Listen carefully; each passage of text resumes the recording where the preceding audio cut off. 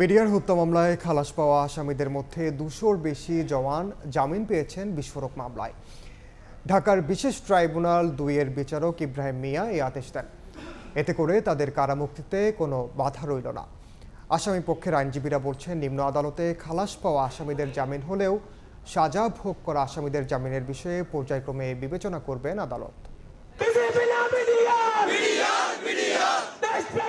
জুলাই বিপ্লবের পর নানা কারণে 4 দফা পিছিয়ে দেওয়া হয় বিস্ফোরক মামলার সাক্ষ্য গ্রহণ ও জামিন শুনানি। এরপর নিরপরাধ বিডিআর সদস্যদের মুক্তির দাবিতে কেন্দ্রীয় শহীদ মিনার সহ রাজপথ অবরোধ করে জামিনের আলটিমেটাম দেন স্বজনরা। এ অবস্থায় রোববার সকালে শুরু হয় বিস্ফোরক মামলার বিচার। প্রথমে রাষ্ট্রপক্ষে একজন প্রত্যক্ষ সাক্ষী সাবেক সেনা কর্মকর্তা মেজর সৈয়দ ইউসুফ ইকবাল ওই দিনের নারকীয় হত্যাকাণ্ডের বর্ণনা দেন। পরে তাকে জেরা করেন আসামিপক্ষের আইনজীবীরা। এরপর শুরু হয় বিস্ফোরক মামলার জামিন শুনানি।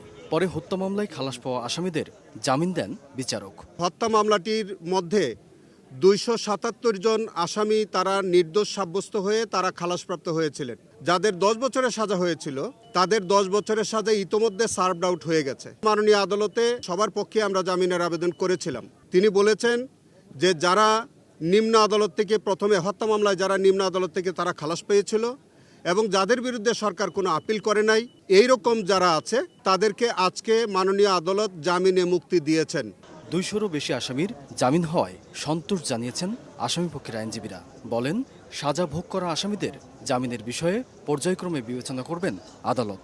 এই জাতি বিশ্বাস করে, মহামান্য হাইকোর্ট বিশ্বাস করেছে এবং এই সরকার বিশ্বাস করে তদন্ত কমিশন নতুন গঠন করার মাধ্যমে এটা প্রমাণিত হয়েছে যে আগে সঠিক তদন্ত হয়নি, সঠিক ন্যায় বিচার হয়নি এবং একটি ভুল রায় হয়েছে।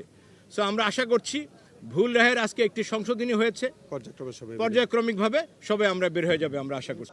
আলোচিত বিডিআর বিস্ফোরক মামলার সাক্ষ্য গ্রহণের পরবর্তী শুনানি আগামী 10 ফেব্রুয়ারি ধার্য করেন আদালত। আমান নবী, সময় সংবাদ, ঢাকা।